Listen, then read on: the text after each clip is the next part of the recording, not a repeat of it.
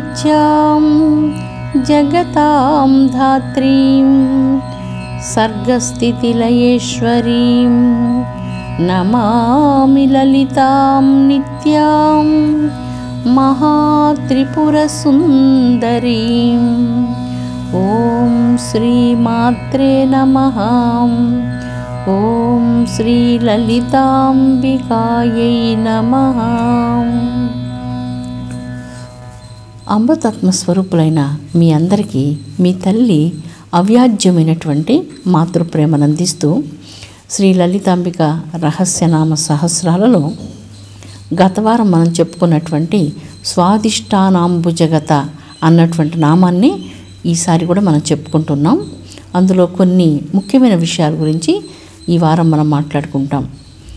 ఈ స్వాదిష్టానాంబుజగత అన్నటువంటి నామం 8 బీజమంత్రాలు కలిగినటువంటిది నామం.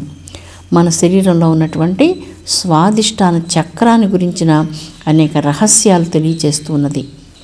కొన్నిసార్లు మనుషులు చాలా గర్వంగా ఉంటారు, చాలా అతిశయించినటువంటి మదోన్మత్తత, ఇలాంటి గుణాలన్నీ ఈ స్వాదిష్టాన చక్రంలో ఉద్భవిస్తున్నాయి. కాకిని దేవత అనుగ్రహం ఉంటే వీటన్నిటిని అధిగమించి ఈ యొక్క అనేక రకాలైనటువంటి అష్టమదాలు, అతిశయించినటువంటి గర్వాలు, వీటన్నిటి నుంచి విడిపడి చాలా శుభస్కరమైనటువంటి శాంతిని మనం పొందగలం. భగవద్ అనుగ్రహం కావాలి, గురువు అనుగ్రహం కావాలి. మన శరీరంలో ఉన్నటువంటి సమస్తమైనటువంటి వైటల్ ఫోర్స్ అంతా ఈ చక్రంలోనే ఉన్నది. ఈ చక్రంలో స్వ అనగా ఈ తన సొంత స్థానమైనటువంటి ఈ దివ్యమైనటువంటి చక్రంలో మానవ శరీరానికి కావలసిన అద్భుత చేతనా శక్తి ఇక్కడే ఉన్నది. దీని బీజాక్షరం వం అన్న బీజమంత్రం. దళాక్షరములు భ భ మ య ర ల. ఇందలి యంత్రం అర్ధచంద్రాకార యంత్రం. అంటే చంద్ర భగవానుడిని అష్టమి రోజు మనం చూస్తుంటే ఎలా ఉంటుందో అలాంటి అర్ధచంద్రాకార యంత్రం. ఈ రంగు మంచి అందమైనటువంటి కాషాయ వర్ణం. ప్రతి చక్రానికి ఒక జంతువు ఉన్నది. మూలాధార చక్రానికి అడవి ఏనుగుని జంతువుగా చెప్పుకున్నాం. ఈ చక్రానికి మొసలి జంతువుగా చెప్పబడుతుంది. మొసలి నీటిలో ఉన్నప్పుడు చాలా బలిష్టంగా ఉంటుంది. అదే మొసలి ఒడ్డుకున్నప్పుడు దాని శక్తి నీటిలో ఉన్నంత శక్తి ఉండదు. కాబట్టి నీటిలో ఉన్నటువంటి చాలా ఆరోగ్యవంతమైన బలిష్టమైనటువంటి మొసలి ఎలాంటి శక్తితో ఉంటుందో ఈ చక్రానికి అంతటి శక్తి ఉంది. మన శరీరంలో తయారయ్యేటువంటి ధాతువు క్రొవ్వు. అంటే శరీరానికి తగినంత కొవ్వు కూడా కావాలి. అది లేనప్పుడు శరీరం చాలా బలహీనంగా బాగుండదు. అలాగని చెప్పి ఎక్కువగా ఉండకూడదు. శరీరానికి ఎంతవరకు అవసరమో అంతగా ఉన్నటువంటి కొవ్వు ఈ చక్రం నుంచే తయారవుతుంది. ఈ చక్రం బలహీనమైనప్పుడు శరీరంలో పూర్తిగా కొవ్వు తగ్గిపోయి మనుషులు చాలా బలహీనంగా నడవలేకుండా పోతూ ఉంటారు. ఈ స్వాదిష్టాన చక్రం తమస్సుకు సంబంధించిన చక్రం. తమస్సు అంటే మీకు తెలుసు, అజ్ఞానం, అంధకారం, ఇలాంటి దానికి సంబంధించినటువంటిది ఈ యొక్క స్వాదిష్టాన చక్రం. చాలా శోభాయమానంగా ఉన్నటువంటి ఎర్రని కాషాయపు వర్ణంతో, ఆరెంజ్ వర్ణంతో ప్రకాశిస్తూ మొసలి వంటి బలిష్టమైనటువంటి శక్తి కలిగినటువంటి జంతువుకి ఎంత బలం ఉన్నదో అంత బలం కలిగినటువంటి శక్తి కలిగింది ఈ చక్రం. ఈ చక్రానికి 6 దళాలు ఉన్నాయి. ఈ చక్రం వికసించగానే షడ్దళముల చక్రం. మనలో ఉన్నటువంటి 6 శత్రువులకు సంకేతంగా ఉన్న ఈ 6 దళాలు కామ, క్రోధ, లోభ, మోహ, ఈర్ష, ద్వేషం, ఇవి 6 శత్రువులు. ఈ 6 శత్రువులు నశించినప్పుడు మన శరీరంలో గర్వం నశించిపోతుంది, అష్టమదాలు నశించిపోతున్నాయి. చాలా సౌందర్యోపేతమైనటువంటి అంతరంగం మనకు లభిస్తుంది. మన సౌందర్యం బాహ్యమైన సౌందర్యం కాదు. భారతదేశంలో మానవులు అంతఃసౌందర్యాన్ని అభిలషిస్తారు, అంతఃసౌందర్యాన్ని ఆరాధిస్తాం, మంచి గుణాలను ఆరాధిస్తాం. ఆ మంచి గుణాలు ఎలాగా ఉన్నా కూడా, వాళ్ళు ఎలా ఉన్నా కూడా ఆ గుణాల వలన గృహంలో శాంతి ఏర్పడుతుంది. ఎప్పుడు మనుషులు నిరంతరం చిరచిరలాడుతూ కోపంతో అందరినీ తిడుతూ ప్రతి నిమిషం తప్పులు వెతుకుతూ నిరంతరం ఏదో ఒక సమస్యను సృష్టిస్తూ ఉంటే అది ఎంత మహారాజ భవనమైనా ఇంద్రలోకమైనా అక్కడ శాంతి ఉండదు. ఏ గృహం చిన్నది, మన ఇల్లు పూరిల్లుగా ఉండవచ్చు, మన ఒక చిన్న చెట్టు క్రింద చాలా చిన్న ఇంట్లో ఉండవచ్చు. అక్కడ ఉండే మనుష్యులు మంచి మనసుతో ఉంటే అది ఇంద్రభవనం కంటే కూడా చాలా గొప్పది, స్వర్గం కంటే కూడా శ్రేష్టమైనటువంటిది. ఎందుకంటే అందరం కలిసి మెలిసి సంతోషంగా ఉంటూ ఉన్నదాన్ని పంచుకొని తింటూ అందరితో మనం మంచిగా ఉంటూ మంచి మనసుతో ఉన్నప్పుడు, గర్వం లేకుండా ఉన్నప్పుడు, అలాంటి మంచి స్వభావం కలిగినప్పుడు ఈ స్వాదిష్టాన చక్రాన్ని అధిగమించారు అని అర్థం. ఈ చక్రాన్ని యోగి తన యోగ శక్తితో ఈ చక్రాన్ని దాటగలుగుతున్నాడు. ఈ చక్రంలో ఉన్నటువంటి గుణాలన్నిటినీ కూడా అధిగమించగలుగుతున్నారు. ఇక్కడ ఉన్నటువంటి లోకాలన్నిటినీ, అంటే క్రోధలోకాన్ని, లోభలోకాన్ని, ఈర్ష్యాలోకాన్ని, ద్వేషం అనేటువంటి లోకాన్ని, కామాలనేటువంటి లోకాల్ని, వీటన్నిటినీ తన యోగ శక్తితో దగ్ధం చేసి అపూర్వమైనటువంటి విజయాన్ని సాధిస్తున్నారు. ఆ విజయం ఏంటి? శాంతం. గర్వం స్థానంలో వినయం, అహంకార స్థానంలో శాంతం. మర్యాద, ధర్మ మర్యాద ఎంత అద్భుతంగా ఉంటుందో చూడండి. ధర్మానికి ఒక మంచి మర్యాద ఉన్నది. ఆ ధర్మ మర్యాదను మనం కలిగి ఉంటాం. జీవితంలో చిన్న వయసు అంటే 16 సంవత్సరాల నుంచి 22 సంవత్సరాలు, ఈ వయసులో ఇది చాలా మంచి వయసు. ఈ వయసులో కష్టపడి పనిచేసే స్వభావం, వేకుజామున లేచే స్వభావం, సోమరితనం లేకుండా ప్రతి పనిని స్వతంత్రంగా చేసుకోగలిగే స్వభావం, ధైర్యంతో మంచి నిర్ణయాలు తీసుకోగలిగే స్వభావం, ఇవన్నీ దైవ ప్రార్థన వల్ల ప్రతిరోజు విద్యార్థులు 108 సార్లు సరస్వతి మంత్రం లేదా గాయత్రి మంత్రం ఇలాగ జపించడం వలన అద్భుతమైనటువంటి చేతనాశక్తి వారిలో వెల్లివిరుస్తుంది. ఉత్సాహవంతులుగా, ధీరులుగా వారు తయారవుతారు. వారి హృదయం చాలా ప్రకాశవంతమవుతుంది. ఈ తమస్సు నశించిపోతుంది. ఉత్సాహంతో సముద్రంలాగా ఉప్పొంగుతూ అద్భుతమైన పనులు చేసే వయస్సు ఇది. ఇలాంటి వయస్సులో నిరంతరం నిద్రపోతూ 1 గంటకు మధ్యాహ్నం నిద్ర లేచి, అంటే ఒక జీవితంలో ఒక దినం ఒక హాఫ్ డే పూర్తిగా నిద్రలో సరిపోయింది. ఇక అలాంటి వాళ్ళు ప్రపంచానికి వాళ్ళు ఏం చేసుకోలేరు. ప్రపంచానికి ఇంకేం చేయగలరు చెప్పండి? తనకు తాను చేసుకోలేని వ్యక్తి ప్రపంచానికి ఏమన్నా చేయగలరా? నేనేం చేసుకోలేకపోతే ఎవరికి నేనేం చేయగలను? నేను మా అమ్మకి ఏమి చేయలేకపోతే ఇంకా నేను ఎవరికి ఏం చేయగలను? మా అమ్మకి నేను ఏదైనా చేయగలిగితే ఆవిడ బట్టలు ఉతికి, ఆవిడ పాదాలు ఒత్తి, వంట చేసేటప్పుడు తల్లికి కాయగూరలు కోసిచ్చి, సామాన్లు తోమిచ్చి, ఏదైనా వస్తువులు అందుకోలేకపోతే అందించి, ఆవిడ చేసే ప్రతి పనిలో సహకారం అందించినప్పుడు మా అమ్మకి నేను చేసేటప్పుడు ప్రతి పని యందు చాలా తల్లి దగ్గర మనం నేర్చుకుంటూ ఉంటాం. తల్లి దగ్గర మంచిగా మనం పని నేర్చుకుంటాం, వినయం నేర్చుకుంటాం. అందరితో ఆత్మీయతగా మెలిగేది ఎలాగో తల్లి అనేటువంటి ఒక యూనివర్సిటీలో మనం నేర్చుకుంటాం.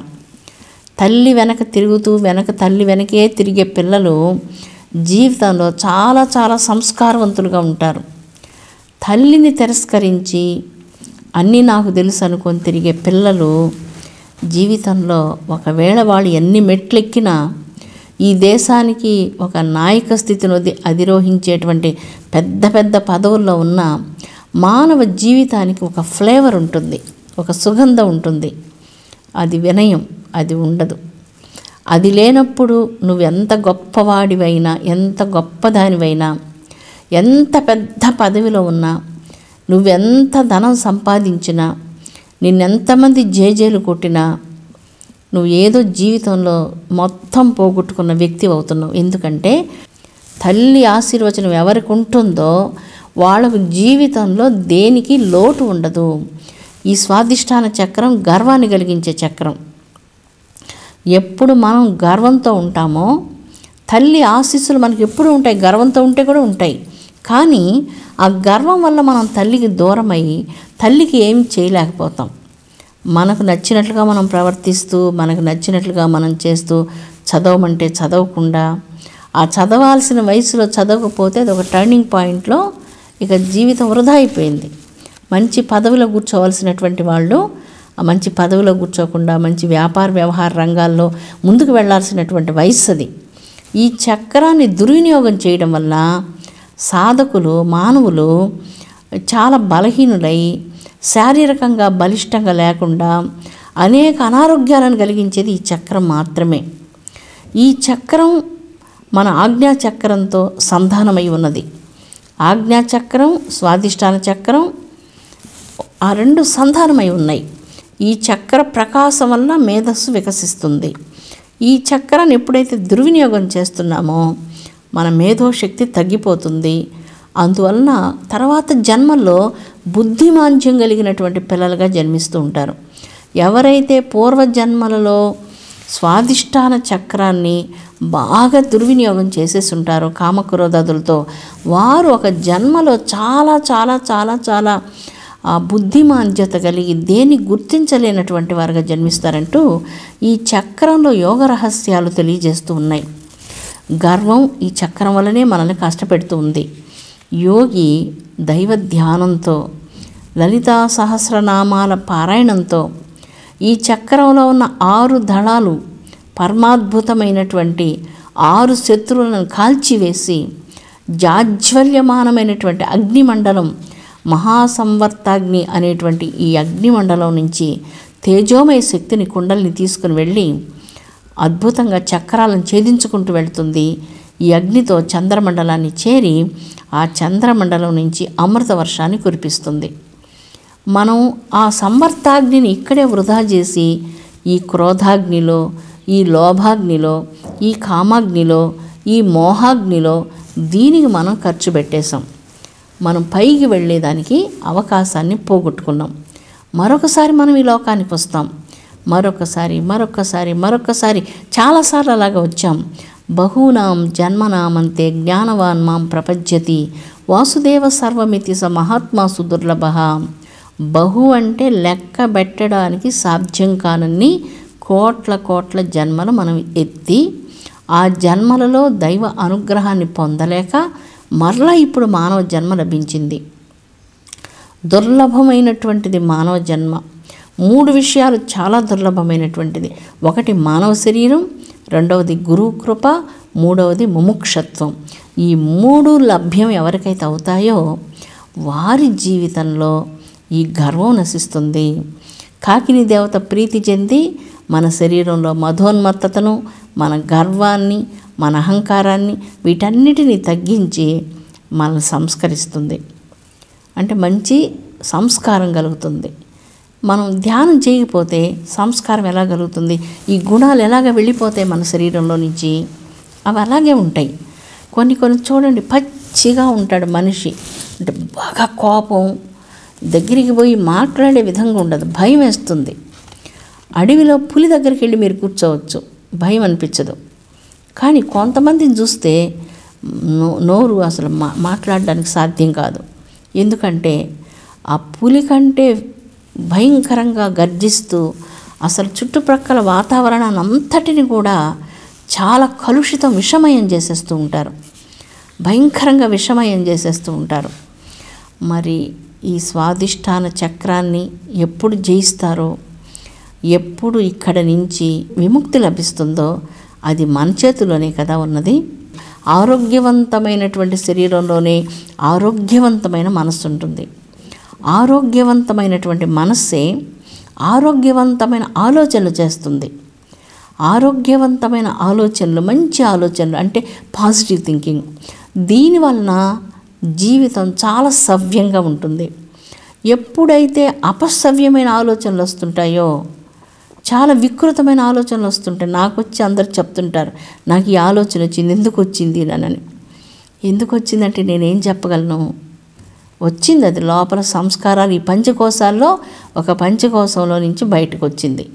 ఈ వికృతమైన ఆలోచనలు చాలా చాలా విచిత్రమైనటువంటివి, ఊహించడానికి కూడా తరం కానటువంటి వికృతమైన ఆలోచనలు వస్తుంటాయి. దైవ ధ్యానంతో వీటన్నిటినీ కాల్చివేయాలి. ఈ చక్రం బలహీనంగా ఉంటే స్థిరత్వం తప్పి నిశ్చలత్వం ఉండదు. నిరాశ నిస్పృహలతో నిరంతరం ఏ మాట మాట్లాడినా నిరాశ, ఎప్పుడు నిస్పృహ, ఎప్పుడు సంతోషంగా ఉండరు. ఒక్కసారి కూడా నవ్వరు, ఒక్కసారి కూడా చల్లగా మాట్లాడరు. ఎప్పుడు నిస్పృహ. ఎలా ఉన్నామంటే ముఖమంతా నల్లగా పెట్టుకొని ఇంట్లో సంతోషంగా ఉండదు. చాలా దీపాలు వెలిగించినా కూడా ఎప్పుడైతే ఎవరైనా ఇంట్లో ముఖం నల్లగా పెట్టుకొని ఉంటే, నిరాశగా నడుస్తూ ఒకలాగా నడుస్తుంటే ఆ ఇంట్లో ఏం బాగుండదు వాతావరణం. ఎప్పుడైనా మనం చిన్న కుంకుమ బొట్టు పెట్టుకొని మనం ఎప్పుడు సంతోషంగా ఉంటామో ఆ ఇంటిలో ఏ విధమైన లోటు లేదు, అన్నీ ఉన్నట్లే. ఏదిచ్చినా అమ్మ ప్రసాదం అనుకుందాం మనం. కష్టం ఇచ్చినా సుఖం ఇచ్చినా ఎంత సమస్యలు పెట్టినా అమ్మ నీ ప్రసాదం, దీన్ని అధిగమించే శక్తి నాకు ప్రసాదించంటే అన్ని నిరాశ నిస్పృహలు తొలగిపోతాయి. ఈ నిరాశ నిస్పృహ వలన శరీరంలో చాలా మలినాలు పేర్కొని అన్ని జాయింట్స్లో పెయిన్ వస్తుంటుంది. ఈ జాయింట్ పెయిన్స్, ఈ చేతుల నొప్పులు, మోకాళ్ళ నొప్పులు, కాళ్ళ నొప్పులు, కీళ్ళ నొప్పులు ఎందుకు వస్తున్నాయి? ఈ మలినాల వలన, ఈ నిరాశ వలన, విపరీతమైనటువంటి యాంగ్జైటీ వలన, ఈ తొందరపాటుతనం వలన, భరించరానటువంటి ఆవేశం వలన, ఆక్రోశాల వలన, ఏదన్నా ఒక మాట వచ్చేటప్పటికి చాలా తొందరపడిపోయి అదుపు తప్పినటువంటి భావాలతో తిట్టడాలు, అరిచేసేయడం, వాళ్ళ నాశనాలు కోరుకోవడం, ఇవన్నీ చాలా చూస్తూ ఉంటాం మనం. ఇదంతా నిజంగా మంచిదంటామా? కాదు కదా, మంచిది కానే కాదు. ఎటువంటి పరిస్థితుల్లో వీటిని మనం ఎవరం కూడా ప్రోత్సహించలేం. వీటిని అదుపు ఎలా చేసుకోగలం? సమాజం ఎలాగ శాంతిగా ఉంటుంది? సమాజం చాలా కొన్ని సందర్భాల్లో తేజస్సును కోల్పోయింది, బ్రహ్మ తేజస్సును కోల్పోయింది. ఆ బ్రహ్మ తేజస్సును తిరిగి సమాజంలోకి తీసుకురావాలి అంటే ఏం కావాలి? ఎవరిస్తారు దాన్ని తిరిగి? సమాజంలో దైవశక్తి వలనే బ్రహ్మ తేజస్సు తిరిగి వస్తుంది. ఆ బ్రహ్మ తేజస్సును ప్రసాదించే చక్రమే స్వాధిష్టాన చక్రం. స్వాధిష్టాన చక్రం తేజోమయంగా ఉంటే మనం జాజ్వల్యమానంగా సూర్యుడిలాగా వెలిగిపోతూ ఉంటాం, బ్రహ్మ తేజస్సుతో ఉంటాం. బ్రహ్మ తేజస్సుతో మనం ఉన్నప్పుడు మన సమాజంలో అందరం కూడా మంచి గుణాలతో ఉంటాం, శాంతంతో ఉంటాం, గర్వం ఉండదు మన దగ్గర. మనం వినయంతో ఉంటాం, అవివేకమైనటువంటి పనులు చేయం, 1 గంట వరకు నిద్రపోము, మనం సోమరితనం మన దగ్గర ఉండదు, మనం ఎదుటి వాళ్ళకి ఏదైనా చెయ్యాలనేటువంటి తాపత్రయం మనకు కలుగుతుంది. ఎప్పుడు మనం నిరంతరం తామసిక గుణాలతో ఉన్నప్పుడు మనం ఎవరికి ఏ విధంగా ఒక్క చిల్లి గవ్వ కూడా ఉపయోగపడం. మనకు మనమే ఉపయోగపడకుండా ఎదుటి వాళ్ళ మీద మనం ఆధారపడి ఒక పారాసైట్ లాగా మనం జీవిస్తూ ఉంటాం. అలాంటి జీవితం గొప్పదంటారా? కాదు కదా, మనకందరికీ తెలుసు. అమృతాత్మ స్వరూపులారా, స్వాధిష్టానాంబుజగత అన్నటువంటి ఈ 8 అక్షరాల నామం లలితా సహస్రనామాలో ఈ చక్రానికి సంబంధించినటువంటి ఎన్నో అద్భుతమైనటువంటి గుణాలు చెప్తుంది. మనిషికి నిరాశ, నిస్పృహ, డిప్రెషన్ ఇటువంటివన్నీ కలిగించేది ఈ చక్రం సరిగా లేనప్పుడు, పేలుగా ఉన్నప్పుడు కలుగుతుంది.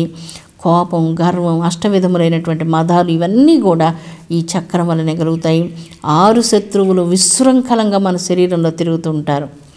ఈ చక్రాన్ని యోగ ధ్యానంతో యోగి జయించినప్పుడు ఆ స్థానంలో శాంతం, ధర్మం, ప్రేమ, వినయం, నిరహంకారత్వం, నిర్మోహత్వం, నిశ్చలమైనటువంటి బుద్ధి, చాలా శాంతం, భక్తి, సోమర్తనం లేకుండా ఉండడం, ప్రజలకు ఉపయోగపడేటువంటి మంచి పనులు చేసే మంచి బుద్ధి, ఇవన్నీ కూడా మనకు కలుగుతాయి.